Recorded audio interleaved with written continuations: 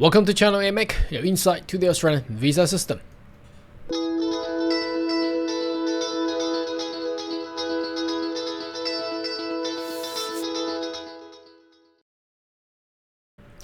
Good day everyone, my name is Carl Young, your online YouTube visa consultant.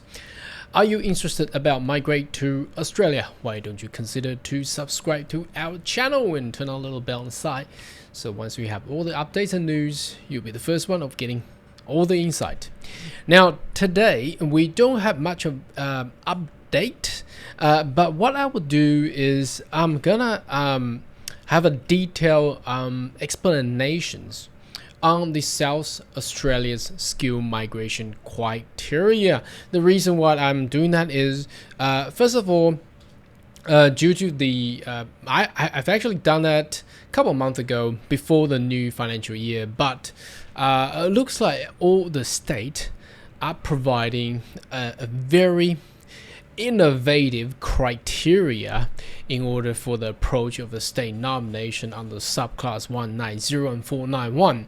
So the old point testing type of criteria will no longer be valid, although we still need to meet the requirement of the federal criteria regulation under the skill select system. However, every state have their own different criteria now. For example, Canberra have their own Canberra matrix. You might notice that it's very complex, and you need to meet that requirement in order to be nominated by this territory's Australian Capital Territory. Then you can then submit your visa to the skill select system. And also like Victoria, they have taken a very different approach. Rather than providing occupation lists, they no longer require occupation lists. However, you still need to be at one of the occupation within the federal's occupation list, which is generally everything, but you need to be meeting what they call target sector. So today I would like to take you into the detail of South Australia, as we notice that at this point of time, the state of South Australia is providing the best so far of what you require to actually migrate to Australia. Okay, now not think it's gonna take too long, but you can Google this, and basically what you're gonna type is South Australia and skill migrants, and you should be able to land yourself in this web page. And while you're on this page, overview provides 3 boxes here, basically covers the most of the information that you require. So the first box basically tells you the options. So options, we don't need to explain too much. There are 2. One is 190 and the other one is 491. If you do not know what these numbers meant, you might want to just type in a search 491 or 190 within this channel, and you should be able to find it out. And the other one is the skill occupation list, which is very handful because at the moment the criteria has been so complex, so they have created a skill occupation list search engine which gives you all the glimpse and detail that we need to know. But while we need to do that, I'll still want to take everybody into the actual nomination requirements. So when we click on nomination options, you'll see these 2. That's the first boxes, and the supporting information is where we're gonna go in there to actually check it out. So the first thing is the state nomination requirement. Let's jump in there and have a look. I'll read paragraph by paragraph just to explain everything. Now we need to understand every single definition of what those phrases or those words actually meant by the state of South Australia. Then we can go into the broad vision into looking into occupation at the end, so you actually understand fully what it really meant. Because first time you jump in here, you'll be not really, but extremely confused. You don't know what to do. Anyhow, okay, now for the first thing first, it's the residency requirements. So residency requirement, let me move that over a bit into the middle. Basically says here, the state nominations provide meet the state skill need and is granted based on the applicant's genuine interest and intention to live and work in South Australia. In submitting an application, you're indicating that you intend to live and work in South Australia for long-term settlement. Okay, if you're in Australia, but now this one's important. It says if you're in Australia but not in South Australia, you can only go through the Talent Innovator employment stream. What does that mean? That means you can only find an employee in South Australia and who is willing to provide you an offer and job, and you go through that way. That's what it basically meant. 1.3 says if you're currently residing offshore, there's only a limited number of occupation open for South Australia. Now, those occupations at this point in time are predominantly all trades. Now, very interesting why they do that. No professional, no managerial role or any of that kind of occupation, but all trades. So you might want to refer that in the occupation list there. However, getting that done, I think is very hard. But we can see the reason why they want offshore is that we can predict that the state of South Australia is looking to expand in their property markets. That's why they need a lot of trades. Okay, age, you must be under 45. Occupation, you must have an occupation in the occupation list. That's a no-brainer. And number 4, you need to have a skill assessment. Now, I cannot stress less than this.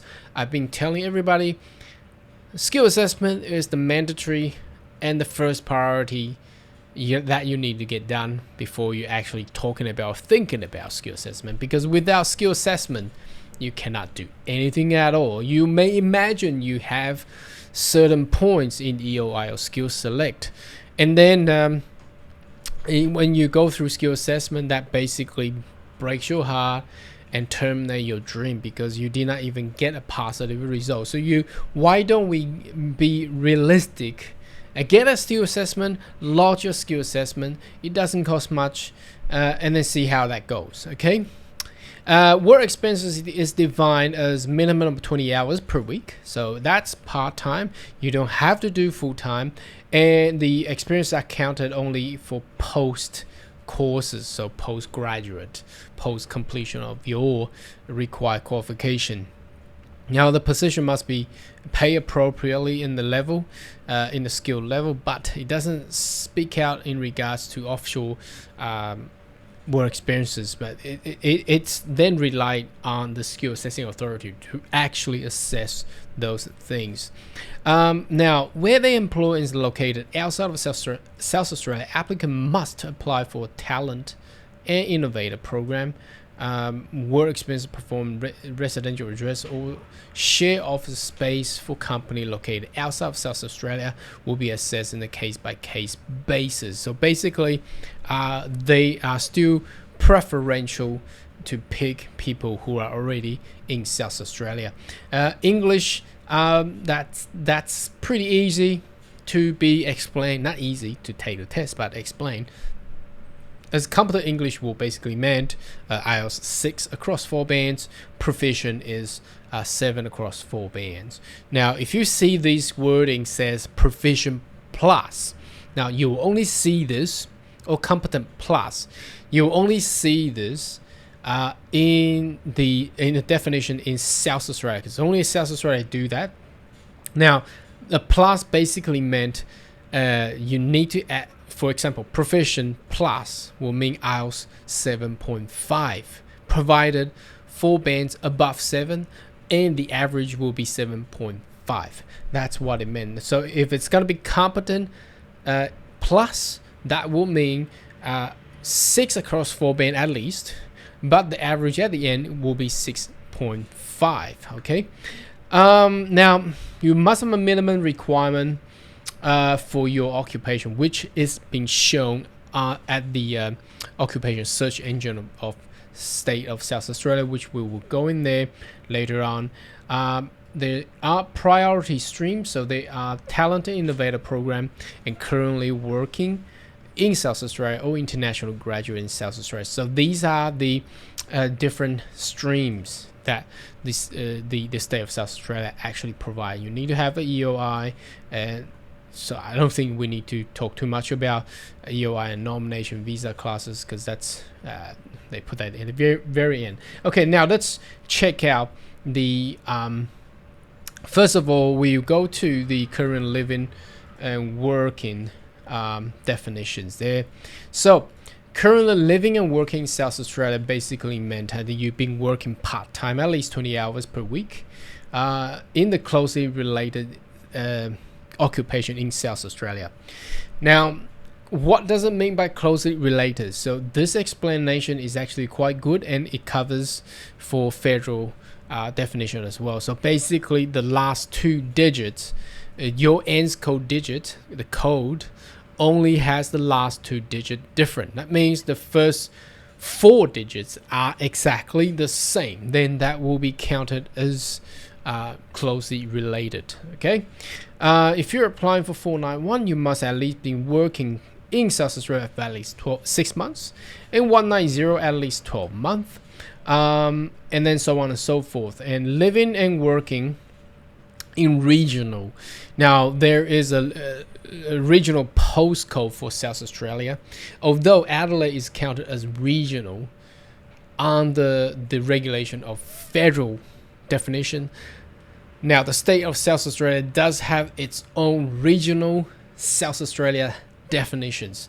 It's basically just out of Adelaide. Okay, Adelaide City and any other postcode out of Adelaide. You know, you're getting to those highway and getting to those vineyards and, you know, those places, that's out of Adelaide. So basically Adelaide is not counted. So if you're working in regional South Australia, there are some additional priority that you can access to it. So if you're currently residing, working at least 12 months in outer regional South Australia, in any occupation, here we go, that's very good, does not have to be skill occupation related nomination, you may be eligible for 491. If you've been working there for 24 months, that will give you 190. So they are encouraging people to actually work in outer region. However, you need to find a job. Okay, that's you know, you don't just go there and find a job. You find a job, you're being offered, and then you do it. Okay, if you're currently residing and working out of region of South Australia, you are unable to meet published requirement, you can still submit a registration of interest for Talent Innovator program. So we're going to go into Talent Innovator program later on. Okay, now the final one is the living and working in South SA as a long-term resident. Okay, now what does that mean? Now that covers so many things, and that's why it's so confusing. Now at the end of this video, at the very last section of this video, I'm gonna teach you an easy way to find it out, because there's so many definitions, but I still need to cover it because there are people asking me all the time. So let's just cover it. Okay, long-term resident. Okay, what does that mean? Okay, they are option 1, option 2, and option 3. So let's check out first options. First option under the long-term resident of South Australia is by means of you have studied in South Australia before. So you're a former international graduate of South Australia, and currently residing in South Australia, you may be eligible for 491 if you've been there for 3 years. Okay, and you're currently working for at least 12 months in South Australia in a skill occupation that is not your nominated occupation. That means if you graduate from South Australia as an accountant with your background, but you're working as a chef, just giving an extreme cases here, as long as it's under skill occupation 1, 2, 3, level 1, 2, so chef is 3, then that's fine. You see, while you must be currently working in a skill occupation, your 12-month skill work experience can be gained over the last 3 years. So again, what they're trying to say here, while you're currently working in a skill occupation in South Australia, your 12-month skill work experience can be gained over the last 3 years. So basically, man, you can work for whatever. Okay, but within these 3 years, there are a period of 12 months accumulated. Okay, is calculated as skill occupation. Okay, that's what they're trying to say here. Your 12-month skill work experience in South Australia must be at least 12 hours per week. Okay, and you have recently commenced work in your nominated and closely related occupation, but have 12-month work experience in other skill occupation, you are still eligible. Now that's very confusing here. Okay, let's read all of them and then we come back here. Lower skill occupations such as cleaner, driver, kitchen hand are not eligible. Applicant working as a massage therapist must work in a hospital, aged care, disability care setting aligned to a healthcare setting. Applicants are generally eligible for 491. Only 190 will be considered in a discretionary basis if they are working a full-time, highly skilled occupation that is earning at more than 80,000. So this is very confusing. Basically, what it's trying to say is just keep it going back to the scenario that we talked about. So you graduate as an accountant, okay? Now and you've been in South Australia for long term because you graduate in bachelor, you were qualified as accountant, and you continue on doing master, and then you got 485 visa, which nowadays PSW can extend it to at least 2 to 3 years. So you've been working 3 years since bachelor, and these 3 years you've been doing, chef and all the other, because you love food, you love making delicious food, but that's not in your skill occupation. But within these 3 years, okay, you have also taken part-time jobs as an accountant working in an accounting firm, okay, and accumulated altogether has at least more than 12 months. And that's what this law is trying to say. Then you meet this requirement. However, working as a kitchen hand or something that's without using your brain much, a very low skill set will not count. Okay, so if you've been doing Uber, driver, taxi driver, that's not gonna count. Okay, or food delivery guy, that's not gonna count. Okay, now if you're working as a massage therapist, it has to be connected to the healthcare settings rather than a general massage shop that's in the shopping center. You know the one I'm talking about. Okay, now option 2. Other temporary visa holder, you have resided continuously in South Australia for at least 5 years. Now, I don't know why people resided for so long and not even got their permanent residency yet, but apparently there are people like this. You're currently working at least 12 months in South Australia for skill occupation. That is not your nominated occupation, including skill level 1, 2, 3. Your 12-month skill work experience in South Australia must be at least 20 hours. Low skills such as cleaner, driver, kitchen hand are not eligible. And applicant working as a massage therapist must be working in the hospital precinct. Okay. Now, this basically is for who? Now, this basically copies that up there. Now, why on earth they have duplications? Now that means you have resided continuously in South Australia for at least 5 years. So who will these people be? If you're not graduate, but you've been there for 5 years. So, for example,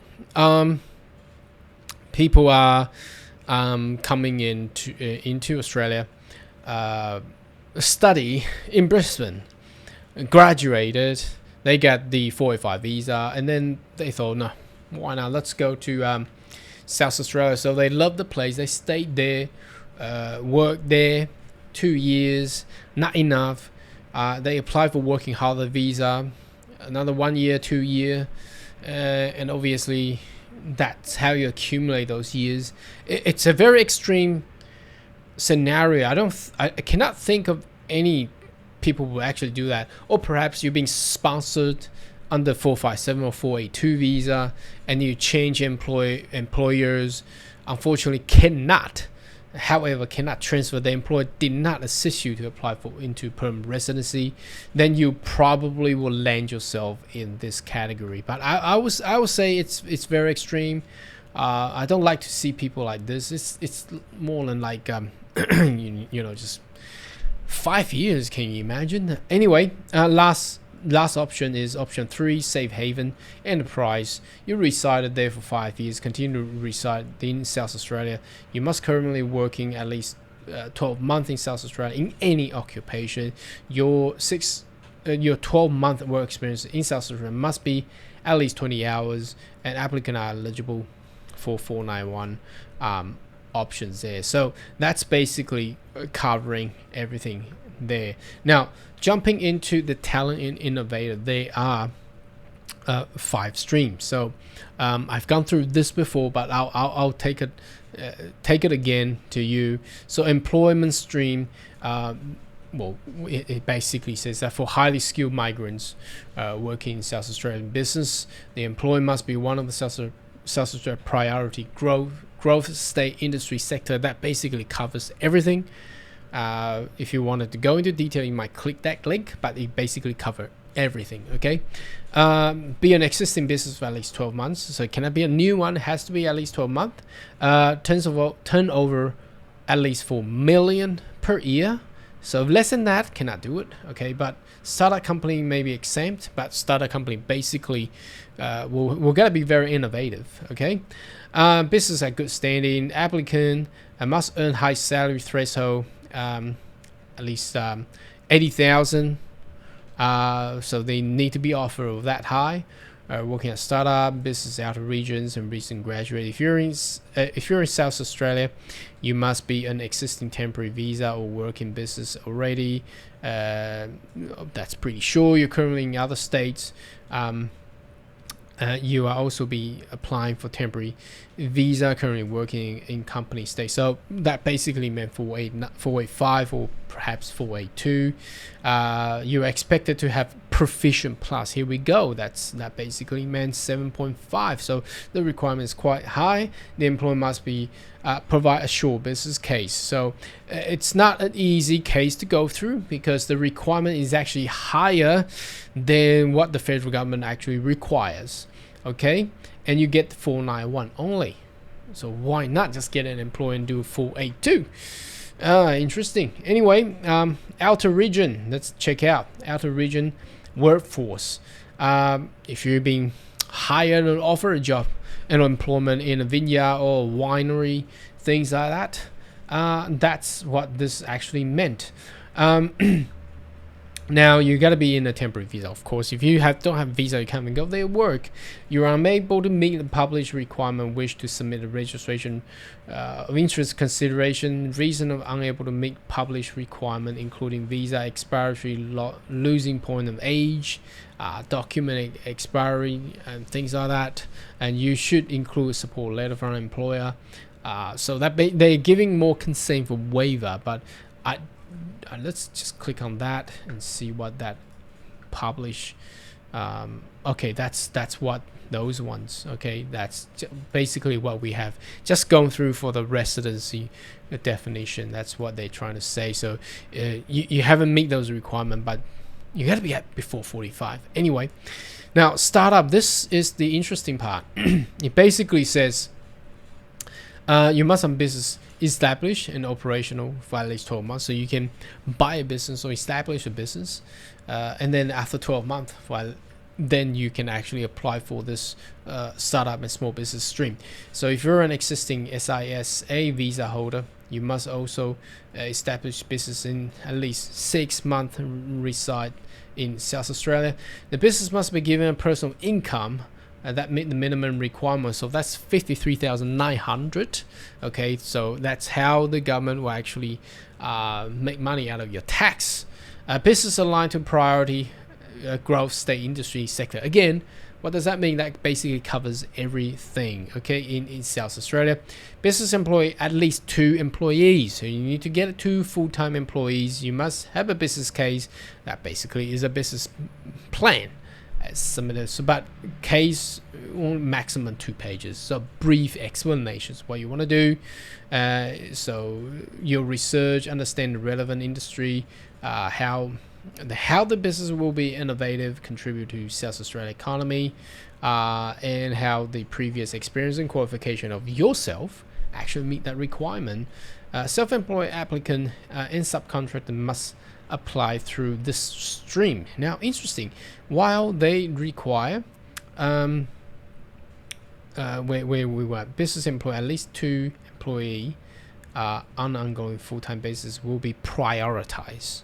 So if you get 2 employees, you'll be prioritized. But if you're only working as a self-employed, you employ yourself, you can still do it. Okay, so that's very. For example, you're a filmmaker, okay, and you start a studio in South Australia, and you work for yourself, then you meet that requirement. Only business owner can apply for this stream. Business structure can be sole trader, partnership, company and trust. Franchise business are ineligible. Now, very interesting here is it actually opens up more variety of business types in compared to what they require in Canberra, in Tasmania, and also in Queensland. Okay, so you can be a sole trader. That's very interesting. Okay, now high performing graduate, it's basically looking at the minimum GPA, the score that you actually gain from your qualification while you study in South Australia. But you also need to meet the proficient English overall, so that's IELTS 7.5. Okay, and your field of education must be taken in consideration. Studying in a health, natural, or physical science field education may be prioritized. Okay, so still anything else can be counted there. You need to provide more things in PhD by research degree.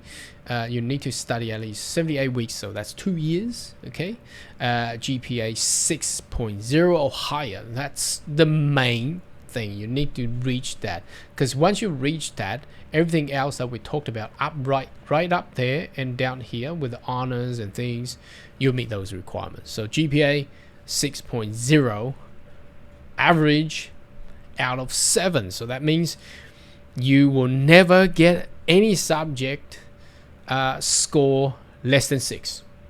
If you get anything less than 6, that's gonna be very hard, because if you got a 5, you get the next subject you're gonna get is gonna be 7. That's full mark. That's gonna be very hard. Anyway, independent talent. Now this is competing against the GTI. Probably people will think about this. You're expected to have at least 95 out of EOI system, proficient plus, again English 7.5. You got work experiences, and you must have submit a very your business case. Okay, there's no guideline here. As long as you can submit something, that will be count. Now, finally, let's jump into how would this all work. Okay, this is very, very complicated. How would this all work? Let's go into the skill occupation list. Now, while we have spent almost 30 minutes going through all this definition headache, all you need to do is go into this search engine. Now this got nurse there. I don't know why. I probably had previously searched nurse. Now all you need to do is going to, for example, I'm gonna search software. Okay, find out what occupation that you're in, or perhaps what occupation or qualification that you wanted to study. Now, for example, I just type in software engineer. All you need is go in here and click on expand.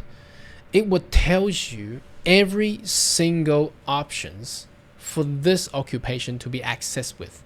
Okay, rather than going through all of those things that we just talked about in last 30 minutes, this will be the easiest way to do it. So as you can see, first thing is software engineer. The minimum point is 65. That's it. Okay, and it's open for subclass 190 and 491. Okay, and it's eligible for somebody who is currently working there. Great. Okay, and you need to be working there for at least 24 months in order to access to 190 visa, or perhaps 12 months in outer region South Australia. Or if you're only working for 12 months, then 491, or 6 months in the outer regional South Australia. Occupation with the Skill Assessing Authority are closely related occupation available through Talent and Innovator program. So that basically tells you that you can also access this through employment stream, outer South Australia stream, start up in small business, and high performing and independent talent stream. Okay, that's basically what they're trying to say here. Exemption available for applicant living or working in outer regional South Australia. Okay, now here in the second box, what I'm trying to say here, you may see a duplication. Now the reason it's out there, now the last one is offshore, so it's not open for offshore.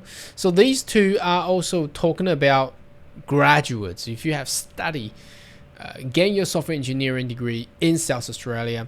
So what are the differences? Now one is no work experience required.